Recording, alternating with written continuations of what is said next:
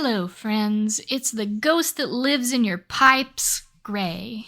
And today I am coming at you to chat a little bit about curiosity and why I think curiosity is more important to the creative process than inspiration. And this is where I have to confess right up front that I think inspiration actually is curiosity. I don't think that they're actually separate things. That is a misleading thing I did as clickbait. But I think that what actually drives the creative process is not just some nebulous desire for a result or desire to make art or to have the thing that you're creating. I think it's actually a curiosity about what's going to happen when you take the vision in your head and start exploring it in physical reality. And when you start trying to execute it in physical form, which notoriously often involves a whole lot of redirects. So, things go wrong, things go in a way that you didn't expect, and you have to problem solve your way out of it. You have to find another way. You have to change the plan. And sometimes your inspiration isn't even centered on a specific idea. Sometimes you don't even know what it is you're excited to create that day. Sometimes you just fucking feel like it. Sometimes you just feel, I always say that I feel that there is something in me to be unwrapped. It is like there is a present in here. It is all nicely wrapped. I don't know what's in there. I don't know what's gonna come out when I unwrap it, but I am so curious about what's in there that it creates that feeling of inspiration to make the art, to get in there and unwrap it. And this is something that was confusing to me for years. I talked in one of the earlier podcasts about how for years I really struggled with not being able to make art because I didn't have an idea, always thinking that art making has to start with an idea, with a concept, and then realizing over the years of forcing myself out of my comfort zone and getting myself to just make art even when I didn't have an idea, I came to realize that I think more often for a lot of us, the idea is found in the art making process, in the exploration process. And this is why I frame a lot of my work and I frame creativity as self-connection, as a process of connecting with yourself and connecting with your genius and connecting with the energies that want to move through you, that want to collaborate with you, the energies that your genius acts as a gateway to accessing. Because there are many little idea spirits, little ideas that have not yet been coagulated into idea form that are just like moving around through the ether like frequencies, like energies that want to collaborate with you, that want to be channeled through you. And you don't know what they are and what they want to be and how they're going to bounce off of your creative channel until you start pulling them through you, until you start extruding them through your creative channel. You have to start relating to these energies that are trying to make contact with you in order to find out what they want to be. And in my experience, some of my greatest ideas, this has been like a long process of me relating to the energy before I find out what it wants to be. I just feel that something is trying to come through me, and I end up exploring it in channeled writing, a lot of times through movement, because usually when these ideas come to me, like they are not even in a form that is even abstractly writable. They're not like translatable into words yet. I have to draw them. I have to move with them. I have to find other ways of exploring and relating to that energy before it ever coagulates into something that can even be expressed in random stream of consciousness words.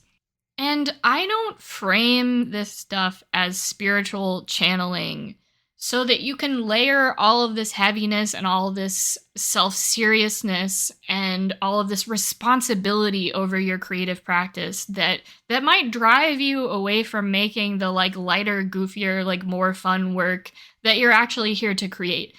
Because these spirits and energies, they have a lot of varying qualities, goals, and expressions, and they also are coming through you. They're interacting with your creative channel. They are moving through your filter. So that is also going to impact how they express themselves. Just because your art is spiritual channeling does not mean that you need to be like channeling these oh so serious messages for the collective or anything crazy. If that does not excite you, if that does not appeal to you, then throw it out. Don't worry about it. That's not what you're here to do for the collective. I also would say just as an addition to this that lots of very serious messages and very transformative and transcendent ideas come in like a satirical, humorous, light packaging. So, there's not... You have to use a little bit of discernment with these ideas and realize that energy is complex, that like we can't project our human dichotomies onto these energies and decide that like, oh, because this is a spirit that's contacting me, or because like if you are directly communing with an entity and they seem very serious, oh, that must mean they want me to do very serious work. Like, no. You have to trust your instinct and your intuition and how something wants to be expressed and what you're here to express, because that's the thing. You have a degree of choice in this as well. You can choose what is aligned with your channel and your path and your desires of what you want to create and what's maybe not for you. And you just say like, sorry, spirit, go find someone else. Be free. That's your prerogative, and you absolutely have to use your agency and stay in alignment with what excites you and what you feel that you're here to do. But I also think it is important to recognize creativity as channeling and creativity as a way of communing with your small self and your extended self, because it helps us get out of the mindset of creativity as this very manufactured, exoteric process that should look a certain way and should be very linear and sensical, because that just gums up the works, And the reason why I find it so helpful to remember that inspiration is actually just curiosity is because it reminds us that when we're not feeling inspired, it's because we're not looking closely enough at our experience, and we're not listening closely enough for all of the fascinating things happening around us in the spiritual realm, all of the things trying to get in contact with us in the void. When we tell ourselves that we're not inspired and therefore can't make art, that we have to wait for some inspiration to drop on us, we are outsourcing our agency to connect with ourselves, whether it's our small self, like the parts of self that want to meet you and want to have contact with you, or our extended self, the energies of the world's soul that want to have contact with you. We're outsourcing that to spirit that is already trying to get in contact with us, that's already trying to make itself available to us, and is just trying to get us to listen, to get us to slow down and be a little bit patient and explore what's coming up for us. Even if our conscious mind, even if our ego says, oh, well, that's not interesting enough.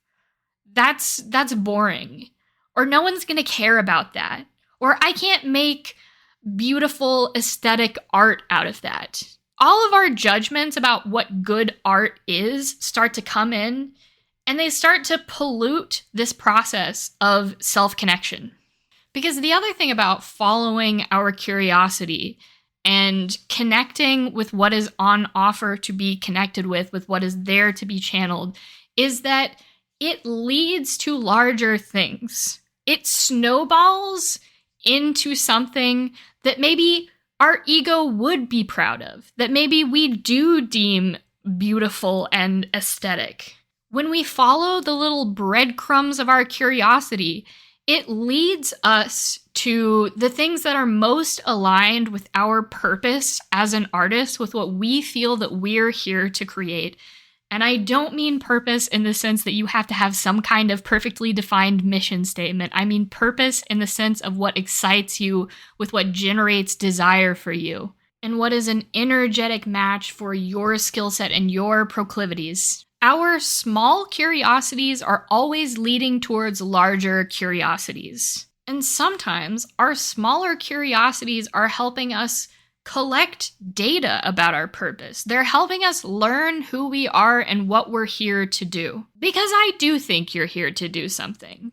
And it doesn't have to be something big and grand. And it's certainly not something static. I believe your purpose is constantly evolving. But you are here on a mission. I believe that. I believe all of us are on some kind of mission of consciousness. We are after something that spirit wants to experience here in duality. And in order to really discover that, one of the things that you have to do is you have to divorce purpose from capitalist paradigms of usefulness, of being useful as a person and being like a productive member of society. You have to throw all that shit out because spirit doesn't care about being a productive member of society.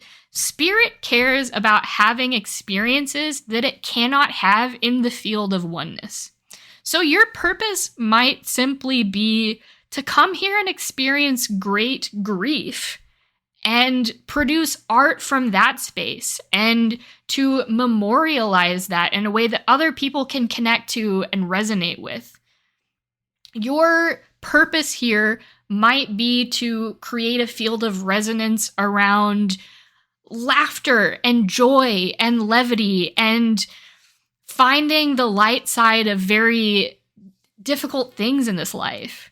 Your purpose might simply be to come here and enjoy complete fuck-arounds with your friends, to make cool experiences for your friends, to just have a good time. You know, it doesn't have to be super serious, and it doesn't have to be anything life-changing or groundbreaking, and it doesn't even necessarily have to be centered on you and your service to humanity. All of that shit is way too oversimplified for the broad band of human consciousness. And while I'm on this rant, on this tangent about purpose, I also want to say that I don't really think that your purpose is even something that can be expressed in words or encapsulated as some mission statement.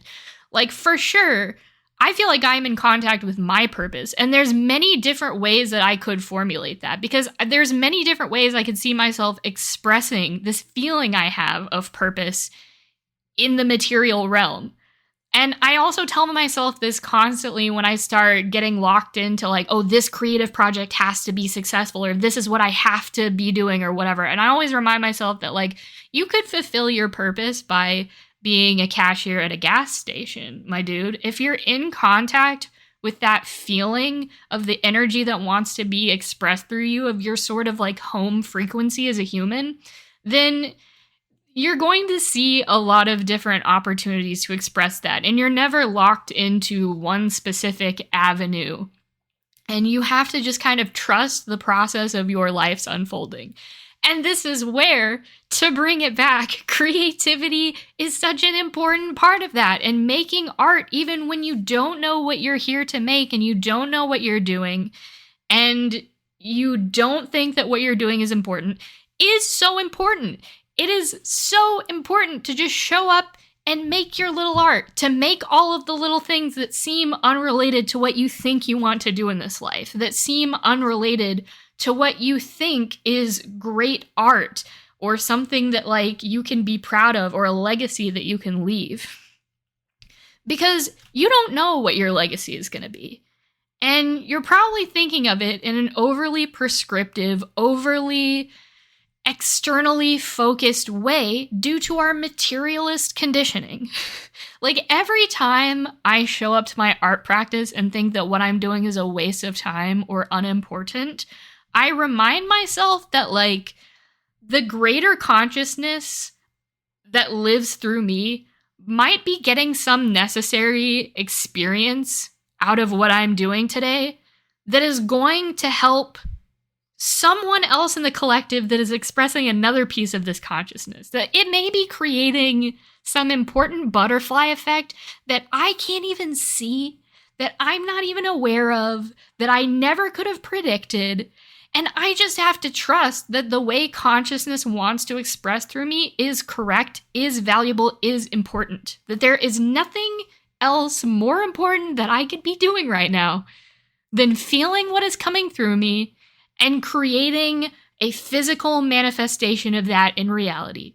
Even if it's just me turning on some tunes and doing some funky dancing for the day, you know, that could be the most important thing for me that day. That could be the most important thing for all of consciousness that day. Like, you know, to get a little grandiose with it, because why not? Like, dare to imagine that you and your little fuck-arounds are that important. Dare to imagine that following your curiosity, even when it seems like a colossal waste of time, is actually that important and that germane to the larger functioning of the world soul.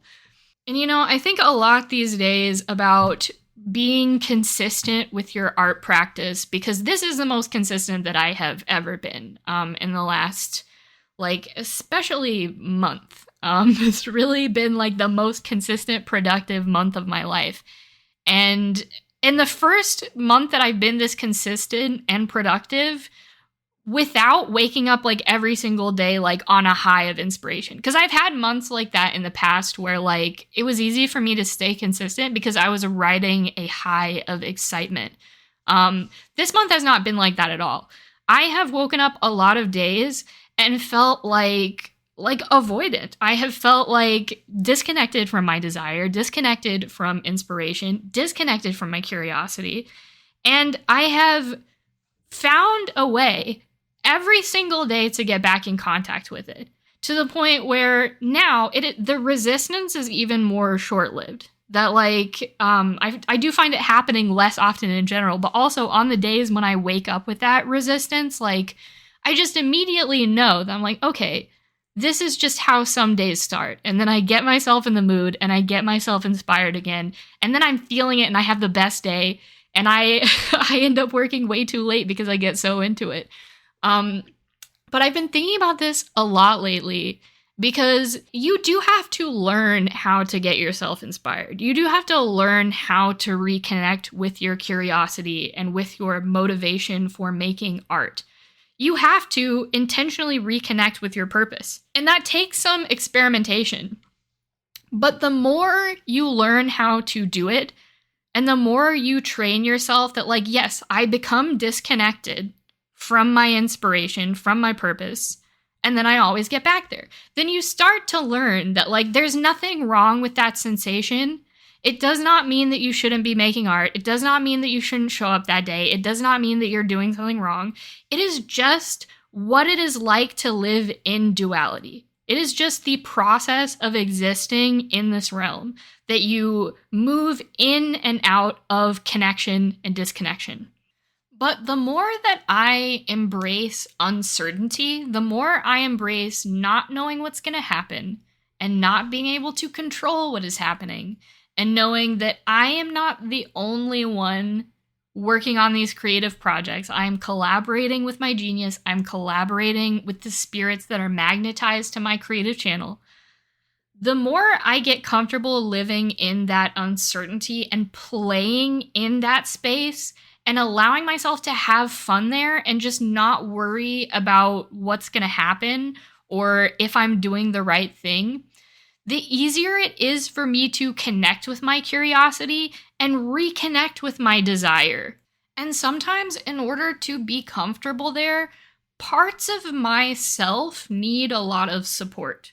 Parts of myself really need me to ease into my practice, to go very slow, and to start with things that I know and can trust will feel pleasurable. Things that I have already trained myself feel pleasurable. And I've noticed the more I have committed to this, in the last month, the less resistance that I have, the less fearful these parts are, and the more these parts have learned that these tasks that we think are big and scary and we don't like showing up to write an article on a day, but I don't know exactly what I'm going to write, so I don't know if it's going to be good. I don't know if I'm going to have ideas, like that sort of uncertainty. I've started to teach these parts that that's actually not a real fear. That, like, once I show up, because it happens every single time. Every single time I show up to write an article, and I just let myself start writing. Just start writing shit into a document, not worrying about, like, what the subject is going to be or what I'm going to say that day. Just start moving. I instantly, like, lock in. I instantly plug right back into that desire, and then I just get in flow, and the channeling is effortless. But that has taken me, that is a skill that I have had to build. That has taken me some work to train myself how to drop in like that.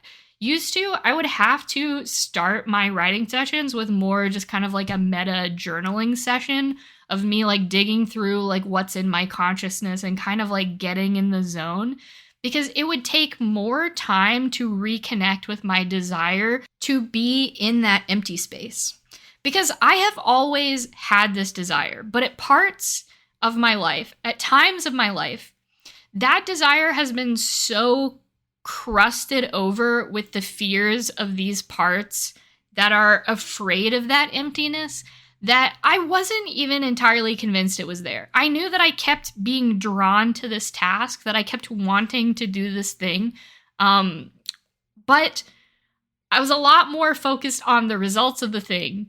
And when I thought about actually doing the thing, like, it just felt repugnant. And, you know, this is one of the paradoxes of desire, that you can be drawn towards something that at the very same time sounds horrifying to you.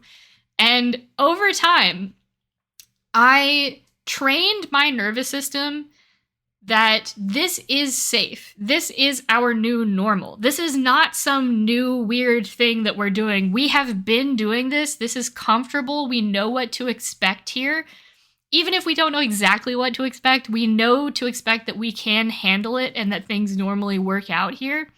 So it became easier and easier over time for me to show up to that space, to move through the fears, and for those fears to dissipate, for them to run their course and get out of the way.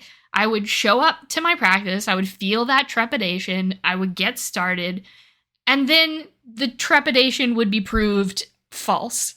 The fears would be proved not substantial enough to continue existing, and they just, poof, were gone.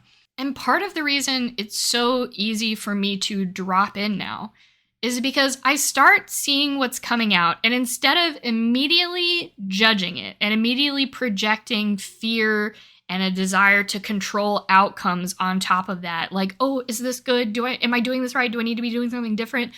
I am able to see those raw fruits as they actually are, as just something interesting to engage with. And like, in the back of my mind, I know that if polishing or fixing up or reworking needs to be done later, it can be done. But right now, the task is not to judge what's happening and judge what's coming up. It's to engage with it. It's to explore it. It's to look at everything that comes out as a starting point and not being afraid to just start. Because I think that's a lot of our fear when we're afraid of just showing up and doing the creative work and just making it happen. We are afraid that we will drop the ball. We are afraid that we will disappoint ourselves. We are afraid that we will mangle what's being channeled in the process of trying to channel it.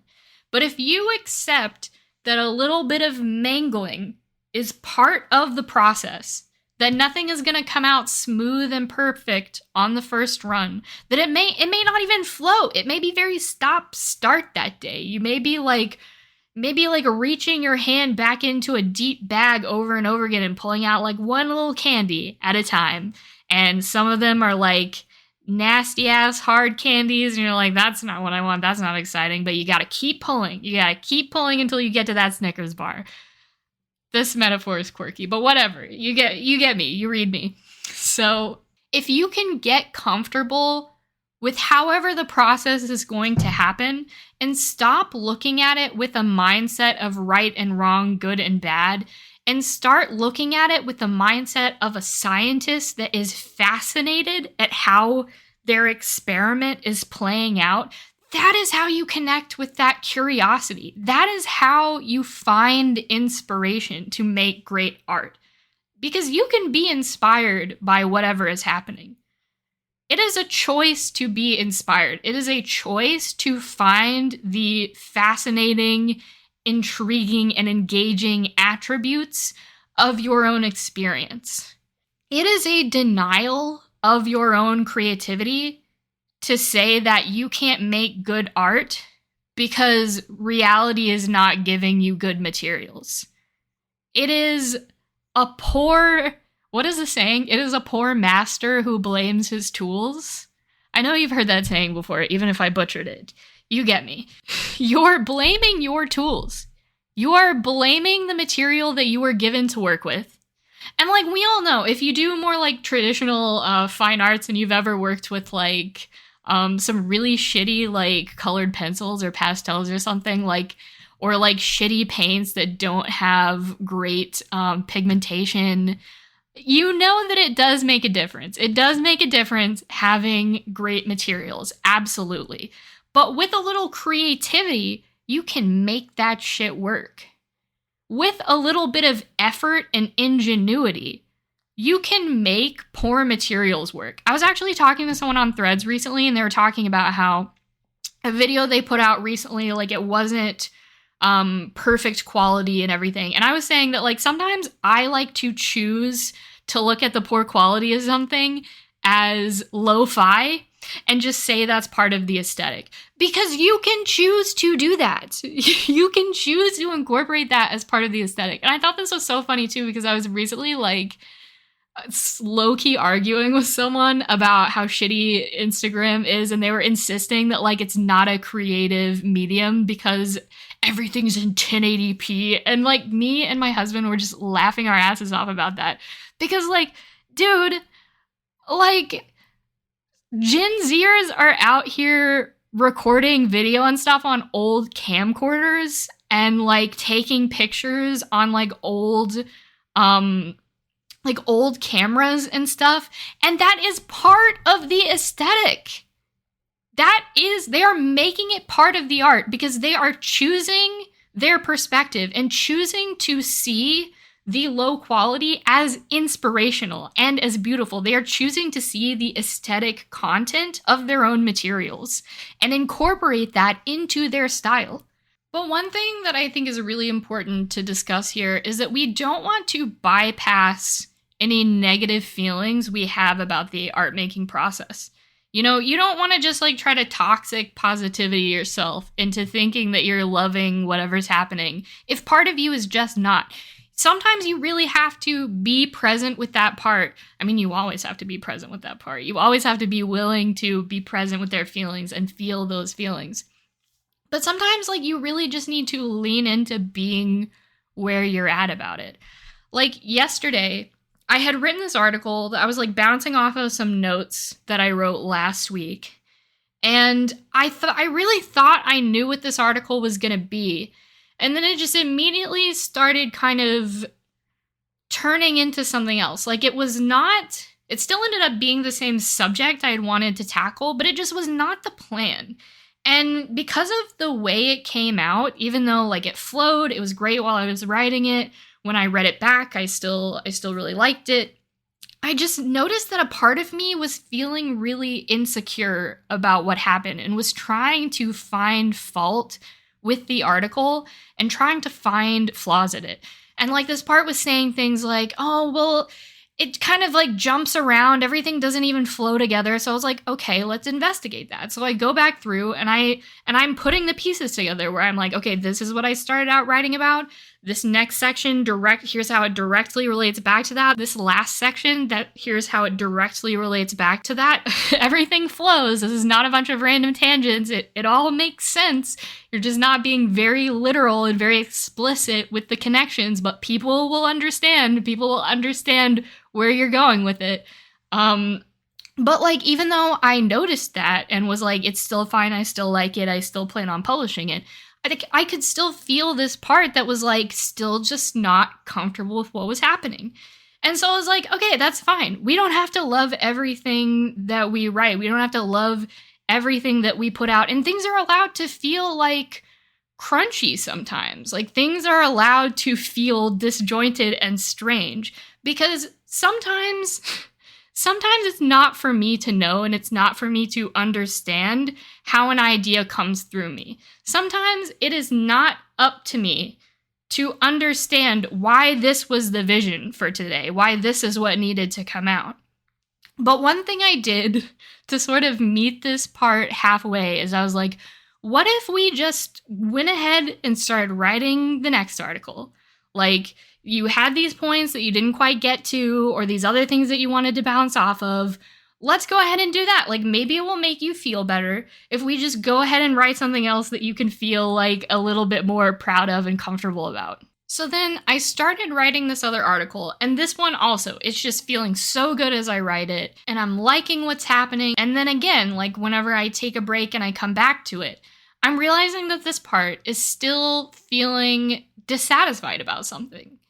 And I'm like still trying to get around exactly what I think this part was really feeling dissatisfied about. But it seems like they were just feeling upset that there are some things in me right now, like some ideas that are not ready to be communicated. That there are some subjects and some things that are just not ready to come out in word form yet. They are not ready to be born. But I feel them. I feel them so strongly, and I'm so excited about them, and I'm so inspired by them.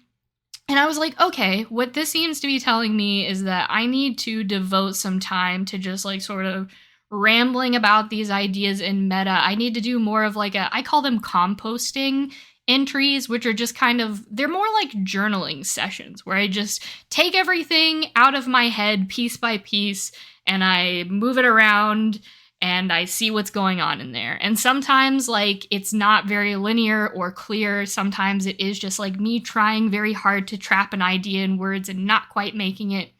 But when I create a container for those kind of sessions where I'm like, okay, we're not showing up to write an article today. We're showing up to develop ideas and to just enjoy the ideas that are not ready to be born. When I set it up that way, it allows me to actually enjoy the process of not being able to communicate my ideas yet. Instead of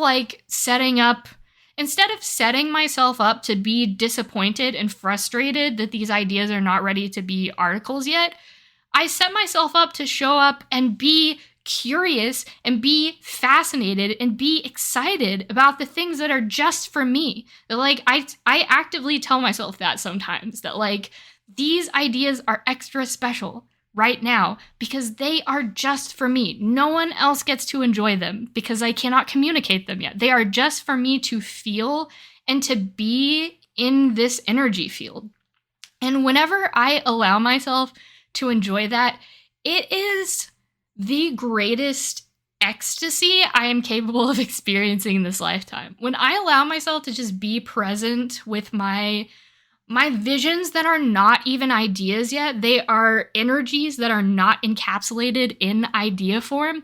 When I allow myself to just be in that energy, it feels amazing. It feels like snorting the fucking mystery, man. And like, what else is, you might as well just enjoy it. You might as well enjoy duality and enjoy all of these like frustrating little quirks of reality where like some stuff just doesn't make sense. Some stuff is not cognitively understandable or translatable, but we get to feel it anyway. And you can look at that as an obstacle, as something like frustrating and horrible and miserable. Many artists through history have, my friend.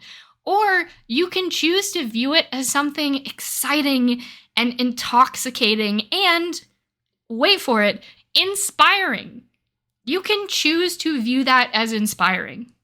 So that is where I leave you today, friends. Just a reminder that if you want access to these podcast episodes 2 weeks early, just head over to my Substack and become a paid subscriber, because if you do, you'll also get access to my entire Birthing the God Self series for free. You'll get access to an entire series of rituals and practices to help you summon the most creatively efficacious part of you and build your dream world with fun, creative art-making exercises. You can also get a beautiful PDF copy of Birthing the God Self, full of extra little excerpts and doodles from my hypersigil journal. Right at the top of my Substack, it's in the links. Just head over to downloadables if you want to check it out. Thank you so much for being here with me today, friends, and bye-bye.